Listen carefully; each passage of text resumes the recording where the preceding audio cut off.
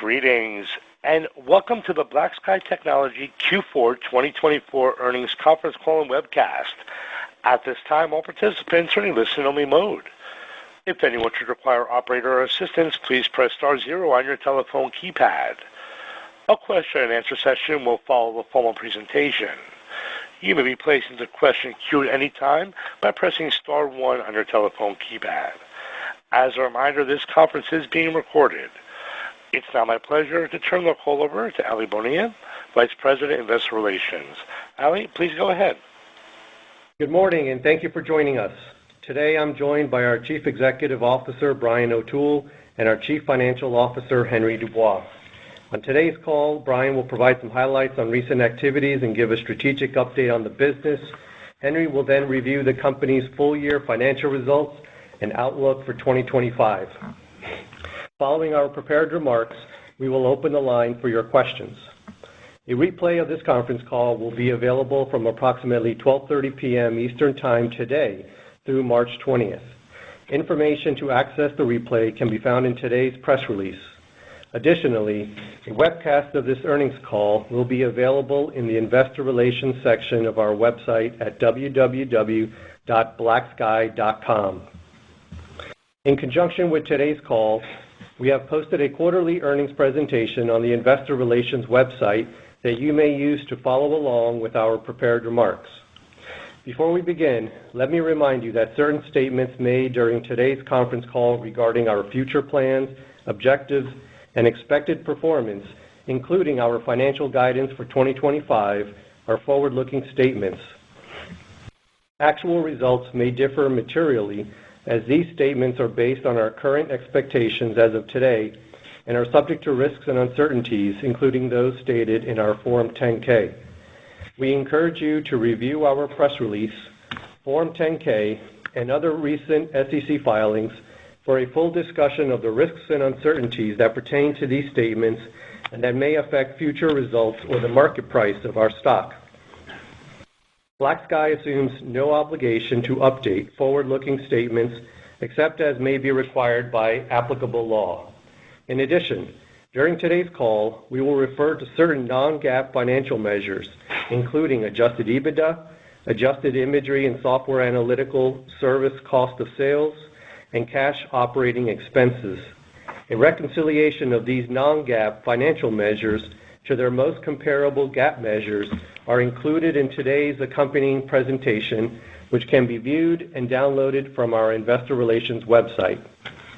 At this point, I'll turn the call over to Brian O'Toole. Brian? Thanks, Ali, and good morning, everyone. Thank you for joining us on today's call. Beginning with slide 3, I'm happy to report that the future of real-time, space-based intelligence is now here with Gen 3. On February 18th, our first Gen 3 satellite was successfully launched into orbit and within 5 days entered into initial imaging operations.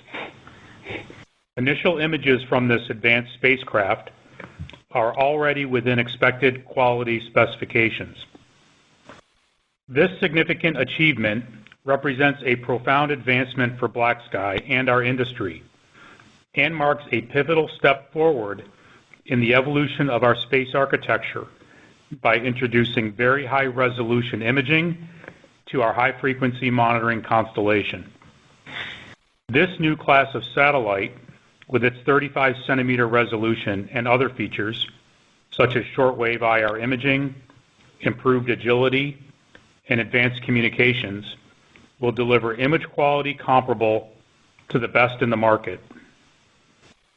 This exceptional image quality now enables us to deliver new AI-derived insights, delivered at the speed of conflict, providing our customers with new and advanced forms of space-based intelligence.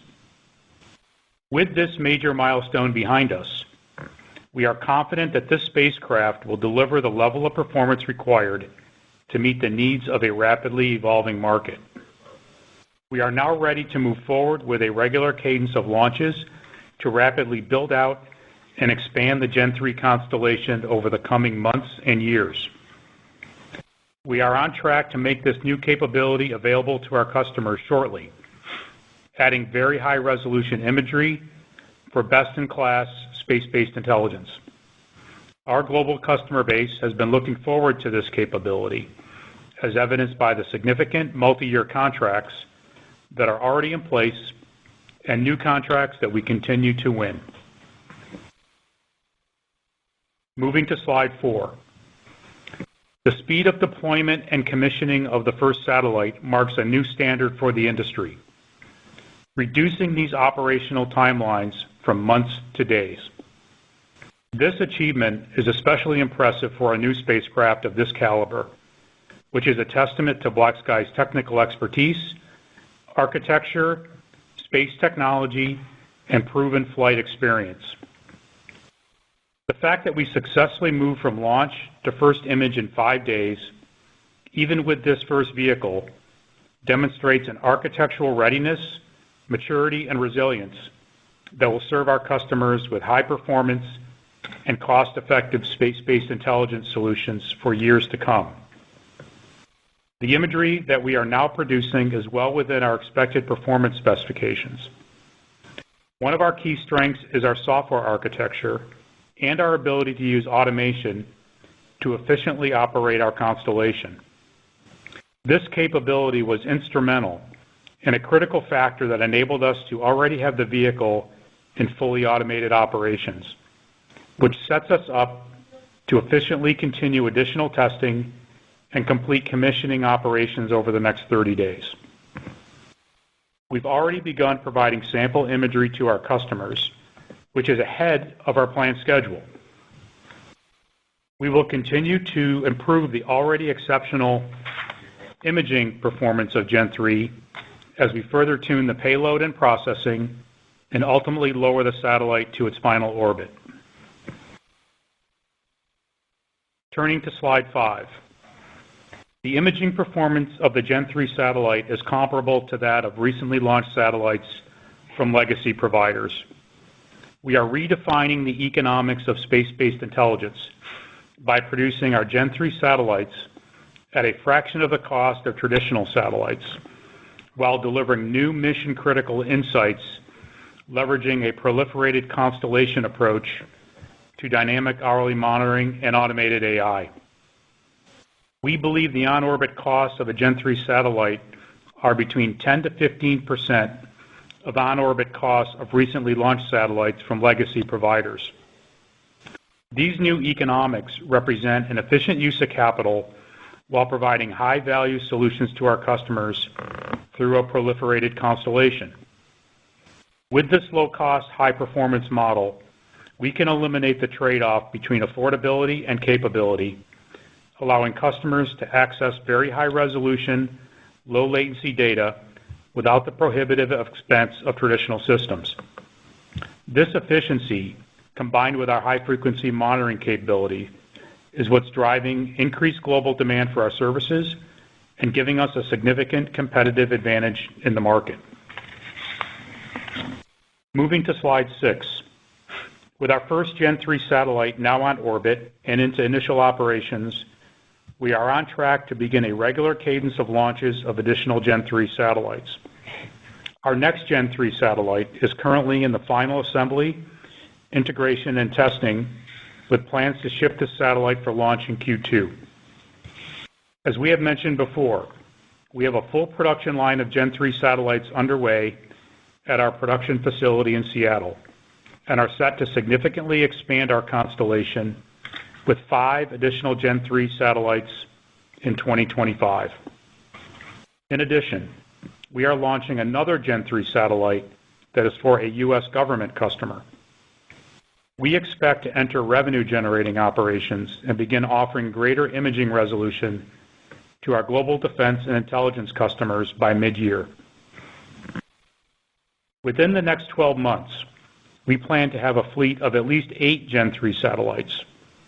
These new satellites will integrate seamlessly into our existing constellation, global ground network, and Spectra software platform, dramatically increasing our revisit rates, reducing delivery latency, enhancing our image quality and capacity, and enabling new AI-derived insights.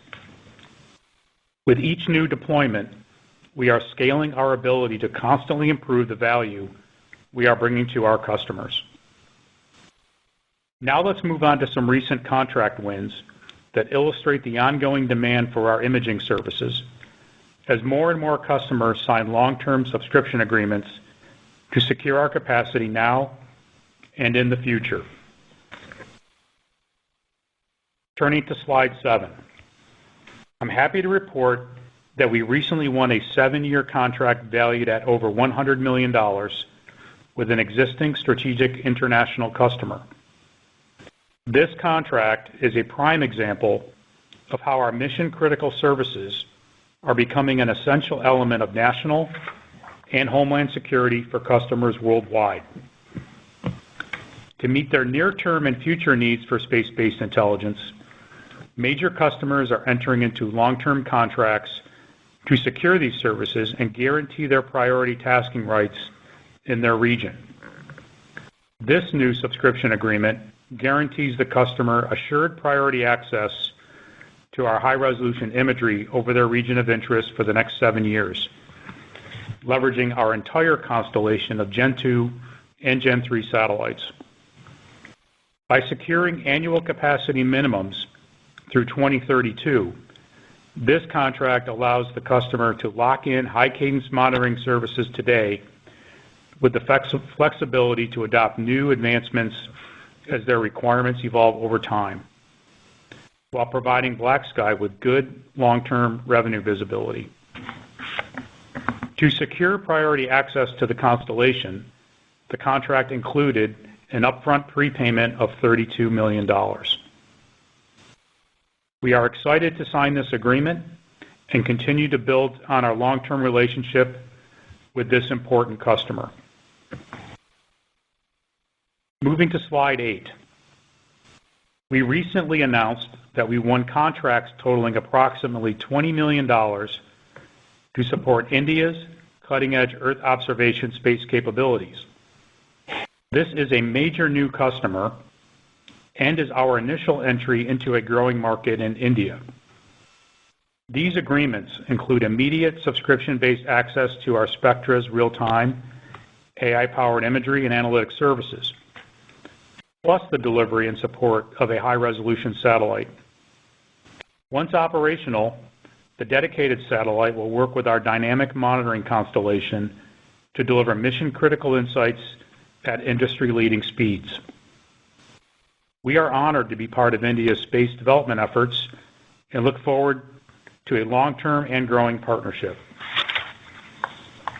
Turning to slide 9.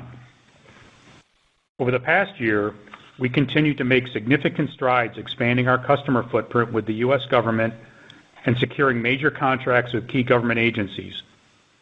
One of the most notable is the strong execution we continue to demonstrate supporting the NRO under the Electro-Optical Commercial Layer, or EOCL contract.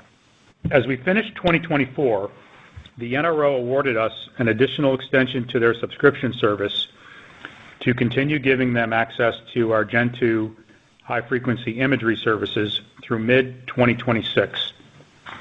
The contract also included some feature enhancements to the current service level agreement and interfaces to the U.S. government systems. This extension does not include access to our Gen 3 imaging services, which we expect will be added later this year as Gen 3 capacity comes online. Moving to slide 10. We were awarded a multi-million-dollar contract extension to our TAC-GEO contract with the U.S. government's Defense Innovation Unit. The TAC-GEO program includes a dedicated Gen 3 satellite as an advanced technology demonstrator to inform future space-based tactical intelligence, surveillance, and reconnaissance, or ISR capabilities. This contract extension expands on earlier government-funded R&D work and now includes the launch and management of a customer-owned Gen 3 satellite. This contract complements our recent announcements for customer-funded research and development projects, such as the integration of OISL, or optical intersatellite links, to our Gen 3 architecture. Our portfolio of strategic R&D programs enables us to partner early with U.S. government agencies to deliver and deploy cost-effective, cutting-edge, space-based intelligence solutions for a range of defense and intelligence mission needs. We believe the economics of our satellites, combined with these advanced technology programs, are highly aligned to support the government's objectives to leverage new, advanced commercial technologies under agile and fixed-priced acquisition models. Turning to slide 11. We are excited to be off to a great start to 2025. We've made great strides over the past year, achieving key financial and operational milestones, and are now well on our way toward our next phase of growth, building off several major recent achievements. First, the successful launch and deployment of our first Gen 3 very high-resolution satellite marks a major technological accomplishment and a key business milestone. This next-generation satellite represents a leap forward in imaging capabilities and sets us on a path for unlocking our next phase of growth. Second, in the past few months, we've secured multi-year contracts valued at over $150 million. These recent awards demonstrate ongoing demand and underscores our expanding role delivering mission-critical capabilities supporting customers around the world. Third, in 2024, we achieved our first full year of positive adjusted EBITDA. This significant financial milestone underscores the strong operating leverage inherent in our business and demonstrates our ability to scale efficiently while driving towards sustained long-term profitability.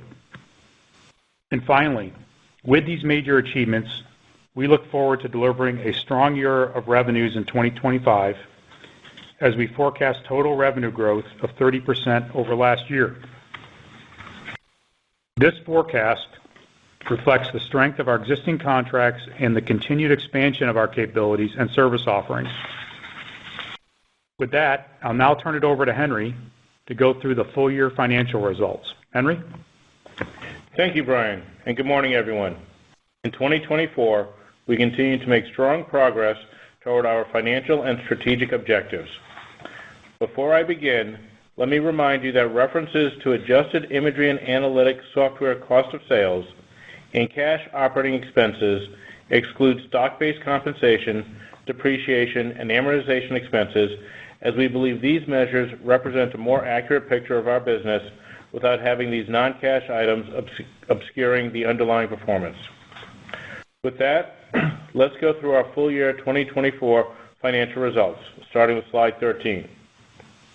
In 2024, we generated total revenue of $102.1 million. Our imagery and software analytical services revenue grew to $70.1 million, driven by continued demand from U.S. and international government customers. Professional and engineering services revenue increased to $32 million, driven by support provided to strategic imagery and analytics customer programs.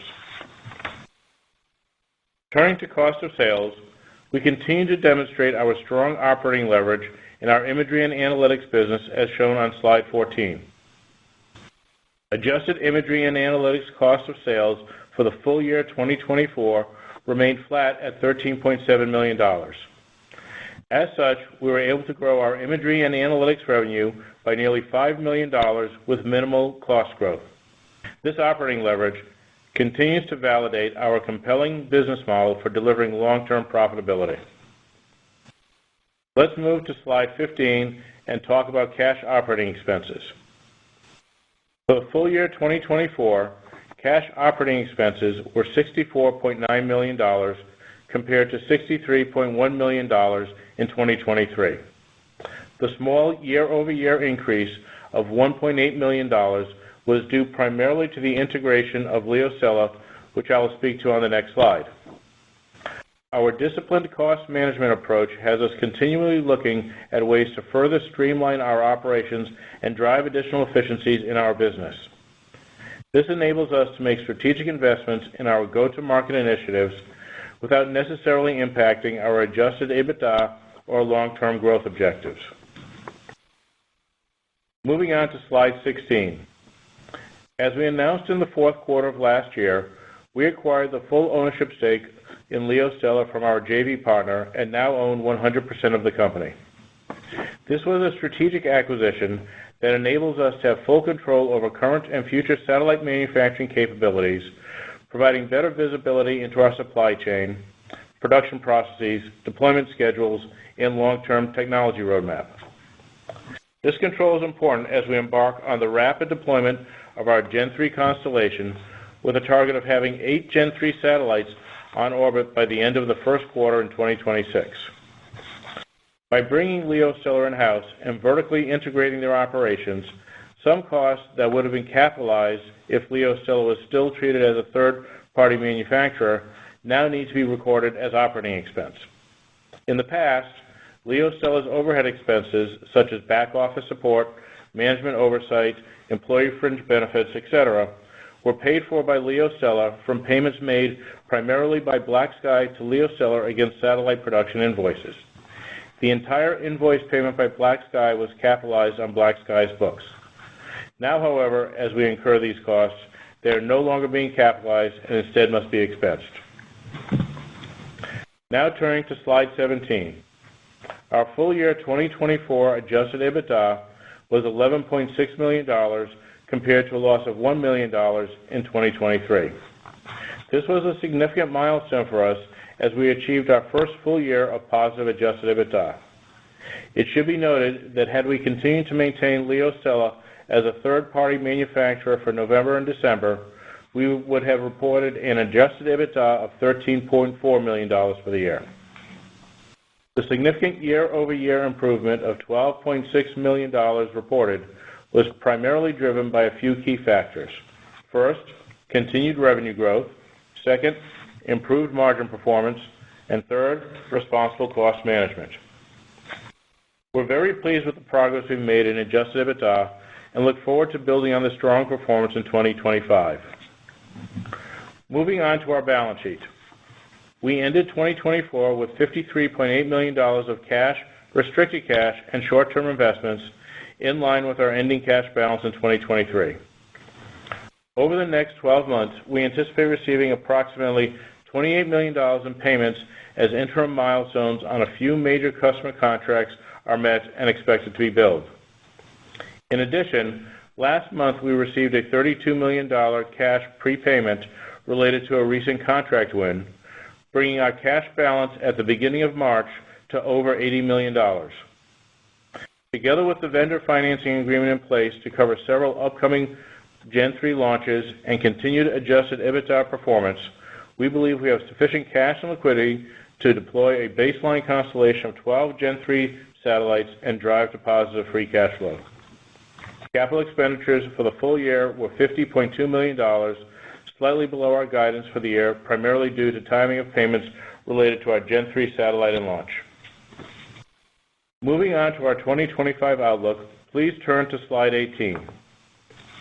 For 2025, we are forecasting full-year revenues to be between $125 and $142 million, representing a 30% year-over-year growth at the midpoint of our guidance range. This growth is supported by the strong momentum we saw in 2024, coupled with the recent contract wins in early 2025, which provides us with a significant backlog. As of December 31st, our multi-year backlog was approximately $261 million, and the contract wins in early 2025 grows that backlog to approximately $390 million. With continuing revenue growth, disciplined cost management, and a full year inclusive of LeoStella operations, we anticipate full-year adjusted EBITDA in 2025 to be between $14 and $22 million. In addition, we expect capital expenditures for 2025 to be between $60 to $70 million as we ramp up production and launch additional Gen 3 satellites. In summary, we delivered a strong year of financial performance in 2024. We are proud to have achieved our first year of positive adjusted EBITDA and look forward to unlocking new revenue opportunities as our Gen 3 constellation comes online this year. With that, I'll now turn it back over to Brian for some closing remarks. Brian? Thank you, Henry. With our first Gen 3 satellite on orbit and exceeding customer expectations, we are excited to be charging ahead to drive our next phase of growth with a focus on three major initiatives. First, immediately commencing a cadence of Gen 3 satellite launches to build out the constellation and get this capability in the hands of our customers by mid-year. Second, expanding contracts with existing customers to unlock new revenue growth. And third, aggressively going to market to capture new major customers as part of our land and expand strategy. With Gen 3, BlackSky is at the forefront of a new era of space-based intelligence, combining very high-resolution imagery with our high-frequency monitoring and our industry-leading software and AI capabilities. We are bringing disruptive speed, economics, and insights to customers that will deliver new and advanced mission-critical capabilities in real time. We are excited with the strong start to 2025 and look forward to an exciting year ahead. This concludes our remarks for the call, and we'll now take your questions. Thank you. We'll now be conducting a question-and-answer session. If you'd like to be placed into question queue, please press star 1 on your telephone keypad. A confirmation tone will indicate your line is in the question queue. You may press star 2 if you'd like to remove your question from the queue. For participants using speaker equipment, it may be necessary to pick up your handset before pressing star 1. One moment, please, while we poll for questions. Our first question is coming from Jeff Van Rhee from Craig-Hallum. Your line is now live. Hey, good morning, team. This is Daniel on for Jeff. Real exciting on the Gen 3 commissioning going up live and quicker than expected. Maybe just talk through any implications of that, going up faster than expected in terms of the commissioning and validation. And just anything you can expand on in terms of it exceeding expectations in quality, just in terms of, is that in relation to resolution or agility? Just any other color you have on that. Yeah, thanks, Daniel. Good morning. Yeah, as we outlined, just 5 days in, we were already beginning imaging operations, and from what we're seeing so far, the image quality is exceptional and exceeding customer expectations. Also, keep in mind we're early on. We still have more work to do in terms of tuning the payload, the processing of the system, and the satellite actually will be lowered into its operational objective altitude, which will further improve imaging resolution over the course of the next weeks and months. The vehicle is performing exceptionally well. The agility is great. That means it's going to be an exceptional collector for our customers. And I think, Daniel, this is really a testament to a very mature architecture that we have. We're, because of the significant achievements we've already been able to meet on this timeline, we are moving ahead. Our next Gen 3 satellite is final phases of testing, and we'll expect to launch that in the second quarter. So everything's looking great, and we're moving full speed ahead. Yeah. Actually, that's a great segue, Brian, to what I was going to ask next. Is just in terms of the presumably an acceleration in launch cadence with that validation, with the $60 to $70 million in capex. Should we interpret that as that was sort of the plan all along, or is that really sort of stomping on the gas here with the validation that it's working? That's sort of an acceleration in getting the constellation up as opposed to previously planned. Yeah, that was the plan all along. Obviously we were, we wanted to be a little conservative with the first one, but as I've mentioned, we've got a full line of these in production, and we've lined up launches through our vendor financing elements of this, but this level of capex for this year was our plan all along. Henry, I don't know if you want to add to that. Yeah, Daniel, as you know, we've always been saying we're going to get to 6 by the end of this year. We are pulling 2 a little bit faster into this first quarter of next year, which does have some capex this year, but it's all generally part of our plan. Okay, that's helpful. And then just one last question on the Gen 3 in terms of, you mentioned optical interlinks. I think I had been, just maybe clarify, are you ultimately pursuing optical or radio interlinks for Gen 3? And then I take it that neither of those functionalities is on Gen 3 now, but that's in the roadmap for the coming ones?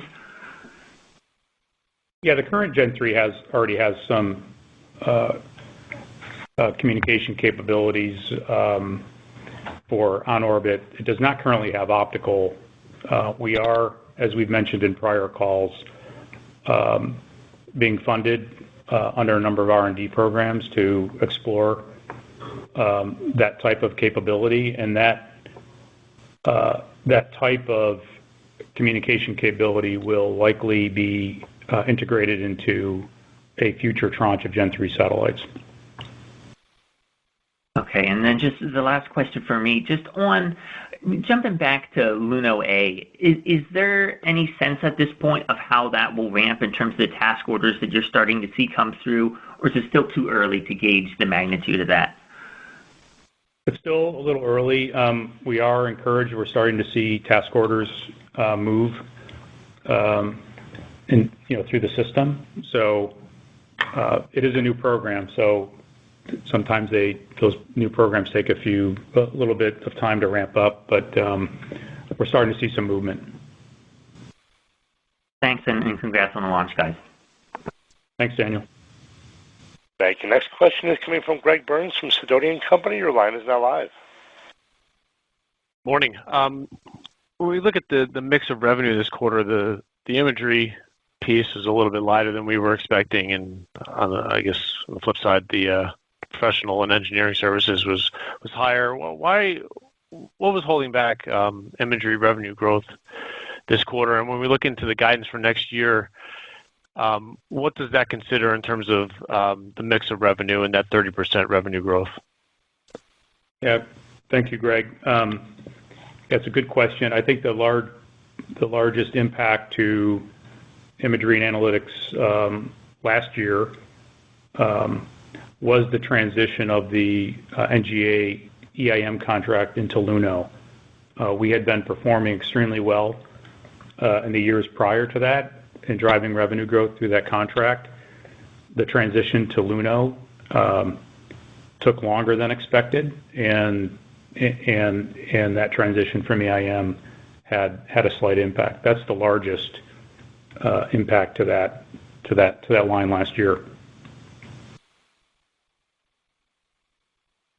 And in terms of the guidance, how should we think about what is the mix of revenue that you're expecting next year? Like, what are the growth rates you're looking for on imagery versus engineering?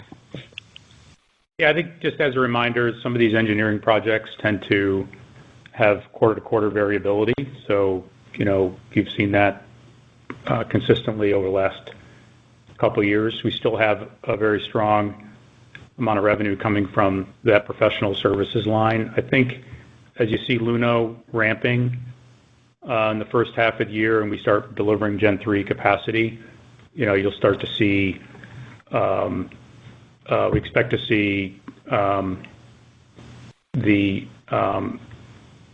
improving performance in that part of our business. It's also important to point out that those professional engineering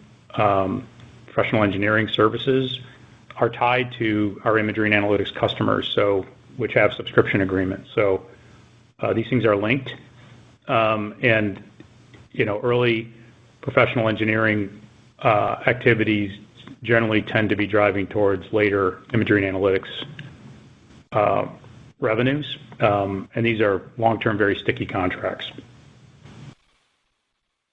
Okay, thank you. Thank you. Next question is coming from Josh Sullivan from the Benchmark Company. Your line is now live. Hey, good morning. Morning, Josh. Morning, Josh. Just as far as the LeoStella overhead impact, just how do we think of that margin impact long term, or maybe what should the ramp look like over the next 2 years as that's absorbed? Yeah, I think, Josh, I'll throw it over to Henry, but we've really only been operating that company now for a few months. We expect to gain some operational efficiencies there over time, as well as continued improvement in our overall cost and economics related to our satellites. And so it was a very strategic acquisition in the sense that we now have control over the entire operation and high visibility into supply chain, and also as importantly is the technology roadmap that's driving our future space capability. So net, you're seeing some near-term impacts as we absorb expenses, but long term, this was a really good move. So I don't know, Henry, do you want to add any more color? Yeah, just kind of getting to the specifics, Josh, as you kind of map it out. As I said in the remarks, the primary difference in the growth and expenses in 2024 versus 23 of about 1.8 related to the integration of LeoStella in the last 2 months of the year. Those are costs that are actually, had we not integrated them, they would have been categorized as more CapEx because LeoStella would have incurred those costs, but they would have recouped those costs in the invoices they sent to us. So you've got a little bit of a geography difference on the financial statements going from OpEx to CapEx. Now, with that said, as we go through the full integration, we do expect to be able to kind of optimize our operations and streamline and kind of bring those things back in line, so we end up getting some real synergistic savings in here, as well as obviously the strategic benefits that Brian was just mentioning. Got it. Okay. And then maybe just switching over to kind of some headlines just around intelligence sharing. Does that impact any contracts in your view? We're not seeing that. I think we're just seeing growing demand both in the U.S. and internationally. As a reminder, these are long-term subscription contracts, which reflects the needs for our customers to have access to our capability on a daily basis, and so that's the nature of this industry. And this is an exciting time for us, and we're seeing that demand reflected in the large number of contracts, these multi-year agreements, and the continued expansion with these important customers. Got it. And maybe I'll just ask a different way. Are you seeing any difference in contracting since the new administration is coming in January? Obviously, more an emphasis on commercial-based models. Just curious, what you've seen since January in the market. Well, it's pretty early. I think we've secured a lot of long-term contracts, which has us in a great position. We are very excited in that BlackSky is really ideally suited for where the government wants to go to long term, and that's leveraging cost-effective solutions that are delivering significant value, leveraging technology and other capabilities, and we are really well positioned to capitalize on that as that moves out over time. Thank you for the time.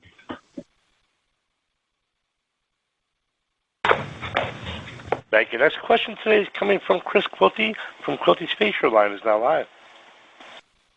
Thank you. So, Brian, I guess first, you were right. I was wrong. 5 days is impressive, so congratulations. Henry, I know the guidance. Thanks, Chris. Year, I know. Your guidance for next year obviously it implies whatever step up you may be seeing from the EOCL contract as you bring more Gen 3 online. But can you remind us, is that contract, and I know we don't know the details of it, but as we model out, do the revenues step up associated with Gen 3 sort of accrue on a satellite-by-satellite basis, i.e., there's a nice steady ramp in the revenues with that, or are there sort of stair steps built into it that trigger large step-ups? And I'm just trying to figure out the revenue progression as I look out into 25, and then how that progresses out into 26. By the end of 25, Chris, maybe how much of the contract value might we have, step-up value might we have captured? Yeah, Chris, it's Brian. So I think there's a couple things. We've talked about this in the past. We are selling our services under a service level agreement for the entire constellation. So it's not on a satellite by satellite basis. And then the way the contract is structured, think of it as a set of layered subscription services. And so right now, we have a base subscription with the U.S. government that, as we announced, just got renewed out into 2026 for Gen 2. That's going to continue through 26. The government can award us additional subscription packages that are already in the contract that layer on top of that. And so that's where you begin to see a step up as those additional layered services come online. And as we mentioned, as we bring Gen 3 capacity online, we are expecting to see that a step up of additional packages later this year. Great.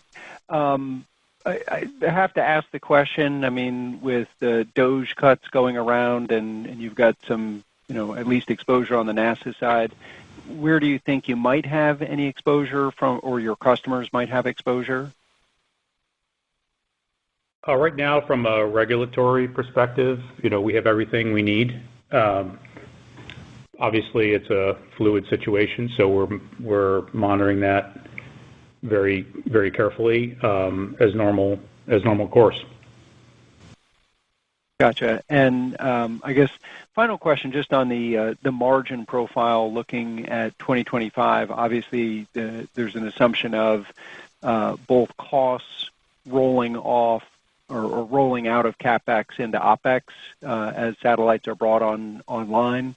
But are there any other large step-ups in costs we should model for 25? No, Chris, we've been consistently holding our costs fairly flat as relative to our revenue growth, and so you can expect that going forward this year and next as we move forward. So we're just at this point going to continue against that model and the operating leverage we have and driving higher revenues and delivering that to the bottom line through increased EBITDA performance.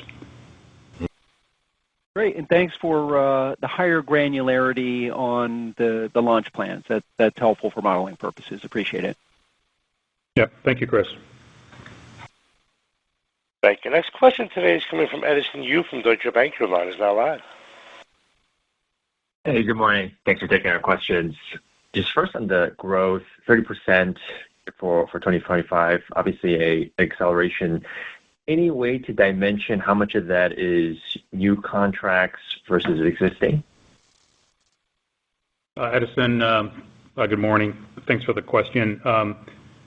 Yeah, a lot of the growth this year is coming from expansion of existing contracts. We are expecting to begin to ramp new customers later in the year as Gen 3 comes online. But if you think about our recent contract wins, winning Luno is yet to really ramp. We built significant backlog last year and over the course of the last few months, which there's well over $100 million in backlog. So that gives us very strong visibility into the growth we're forecasting for 25. Understood. And then separately, on the capital needs, if I kind of do some rough math on, I guess, the liquidity and some of these payments, you're getting to maybe over $110 million. Do we need to raise any more money to ensure some type of cushion going forward on Gen 3?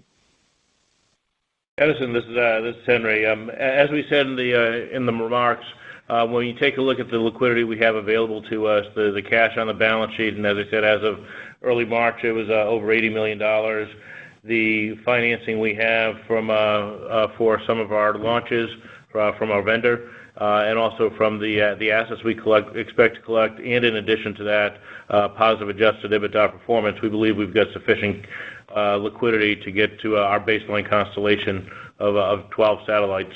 So I think we're in pretty good shape right now. I believe we're able to execute against our plan with what we have. We could always be opportunistic, but I think we're in a good shape. Got it. And just one long-term one. As you think about Gen 3, it seems to be coming on a bit faster.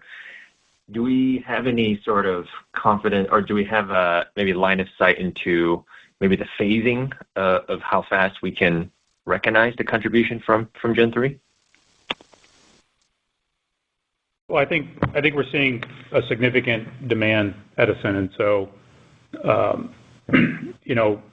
it's kind of reflected in what you're seeing with these long-term contracts with the OCL, the international agreement we just signed. Remember, we signed a very large international agreement last year or the year before, which is worth north of $150 million. So, I think we're excited that as we add more and more of those customers over time, we're going to begin to increase that backlog, those multi-year agreements, and a lot of that future growth is ready to be unlocked as we get these Gen 3 satellites online. Great. Thank you. Thank you. Next question is coming from Jaeson Schmidt from Lake Street Capital Markets. Your line is now live. Hey guys, thanks for taking my questions. Just curious, with Gen 3 contracts, if you're seeing sort of that price lift or lift in overall contract size that you had expected to see kind of with this new capacity. Yeah, I think the growth we're seeing is in line with what we expected. This is a significant new capability when you're combining very high resolution with high frequency and low latency delivering of AI-enabled insights. This is exactly what the market is looking for right now, as real-time intelligence is critical. And so this new capability is very significant to our customers, and we're seeing them sign up for long-term agreements to ensure they have access to it for years to come.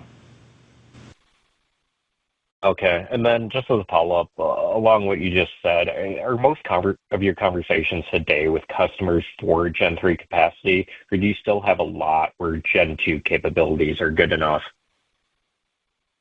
Oh, the Gen 2 is obviously you've seen our growth from Gen 2 over the last couple of years, and so there is significant value in Gen 2, and they're continuing to buy that. That's reflected in the U.S. government's extension of our EOCL contract into 2026 for that capability. The high frequency, low latency that we can offer through that constellation is an extremely important capability, and so we're seeing customers continue to buy that, but they're also excited about what happens when Gen 3 gets integrated over time. Understood. And then just a final question, I'll jump back into queue. Going back to one of the previous questions on kind of professional services and sort of that big jump in Q4, when we start to think about 2025, do you expect professional services revenue to be up from 2024? Jason, this is Henry, and in Q4 of 2024, we had the delivery of a feature set, if you will, that's going to enable one of our subscription customers to utilize their imagery more effectively as they go forward. So that actually highly supported a long-term customer base there. So that's the reason why we had that, is for some work that we've been doing and been able to leverage. As we go forward, we've always said that we would expect to maintain some professional services and engineering services because that helps us get the long-term subscription contracts. And we would expect to be able to have some growth, a little bit of growth in that as well. We would expect that imagery and analytics will grow faster in the long term, but in 2025, you're going to kind of maintain a mix here. All right, perfect. Thanks a lot, guys. Thank you. Next question today is coming from Tim Horan from Oppenheimer. Your line is now live. Hey guys, so how much more can the imagery improve from where it's at now in the orbit? And can you just update us how much faster you're delivering the images now? And maybe just on the AI front, are you seeing major improvements in your ability to analyze these images? Yeah, Tim. As I mentioned, it's pretty amazing that within 5 days we're producing images of this quality. We will continue to tune the payload and the processing over the coming weeks, and we will lower this a little further to improve the resolution. So it's already exceptional, and it will just get better from here. As I also outlined in my remarks, that the Gen 3 satellites integrate seamlessly into our existing ground and software capabilities. So the speed of delivery, latency, and the exceptional customer experience, we begin to deliver right out of the box. So we're in great shape there. And then the AI capabilities, as we're just still early in evaluating these images, we are working the AI element in parallel. And as we expected, the value we're going to be able to pull out of these images at this resolution, combined with our AI capabilities, is going to be a really important capability for our customers. So we're really excited for what we're seeing already there. And if the demand is there, will you go beyond 12 satellites? Potentially, how many can you go to longer term? And are you starting to work on Generation 4 satellites at this point? Yeah, I think Tim, our model is we would expand the constellation over time as the market demand meets. We've always been targeting about an hourly revisit frequency capability. And so that's dictated the size of this constellation. But as customer demand increases, that's a great part of our model, is that we can add incremental capacity as we need it without having to overbuild. So we're excited about that. And of course, we are a space technology company, so we are continually always investing and looking ahead in software, AI, and our space capabilities. And Henry, just two financial questions for you. So what do you expect the LeoStella impact to be for 25? Sorry, I got lost there with the numbers a little bit. And then can you give us a sense of how revenue paces, throughout the year? What should we be kind of expecting in the first half versus second half? Sure, Tim. I mean, regarding LeoStella, as I've said, in 2024 we had about a $1.8 million increase in costs over 2023, primarily driven by the integration. And that is a movement from a kind of what would have been in CapEx to what is now in OpEx because of the ownership structure. That was for the time period in the November-December time period. We would expect over time that would be able to kind of continue to kind of get efficiencies out of that and hopefully bring that in line so we don't have as big a hit as we become more efficient. But the strategic nature also is quite important to us. But again, from a cash perspective, it's more of a geography place as to where it shows up in our financial statements as opposed to an impact on cash. So that's kind of on that one. On kind of the revenue ramp, yes, we would expect imagery and analytics to ramp more in the second half of the year as we get more Gen 3s up. This first Gen 3 is great and kind of shows the capabilities, but when we need to be able to get to kind of a minimum viable offering with about four satellites, which would be expected to start sometime in the second half of the year, early second half of the year. And so that's would we expect to see that ramping then. Thank you. Thank you. Next question today is coming from Scott Buck from H.C. Wainwright. Your line is now live. Hi, good morning, guys. Thanks for the time. Brian, I guess a bit of a follow-up on one of the earlier questions. As some of your customers lock in this longer-term capacity, do you have the ability to start raising prices on those that are, a little longer to wait, or do you go straight to trying to build out more capacity? Well, I think Scott, the way we're seeing it is, we're able to deliver. Gen 3 delivers a lot more value to customers with the improved resolution. Also, keep in mind there's a shortwave IR capability, so this enables us to grow our accounts over time. The economics are compelling, but also are in line with our business model. So where we're excited is our ability to deliver higher value services cost effectively to customers that are interested in long-term engagements. Okay, that's helpful. And then just my second one, in terms of CapEx and satellite or Gen 3 satellite production, any risk that potential tariff talk could increase the CapEx requirements? I mean, are you sourcing from anywhere outside the U.S.? We understand our bill of materials on these satellites. We have long lead capability already in place, and so we're not seeing that there will be an impact. Okay, that's it from me, guys. Thanks a lot. Thanks, Scott. Thank you. Next question is coming from Dave Storms from Stonegate. Your line is now live. Morning, and thank you for taking my questions. Just wanted to start with the impressive backlog increase. Would we expect to see a rapid burn of that backlog once you hit, any early Gen 3 milestones? Is there a critical mass that we should have in mind of satellites up that would maybe start a burn of that backlog? I don't. We're not seeing that there will be a critical mass of satellites that drive a significant step up.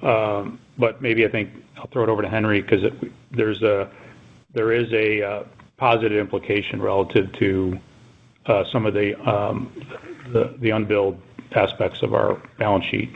Yeah, sure, Dave. When you take a look at our backlog, with what we had at year end and with the contracts that we just were awarded here in the first 2 months of this year, our backlog would stand at around $390 million in total.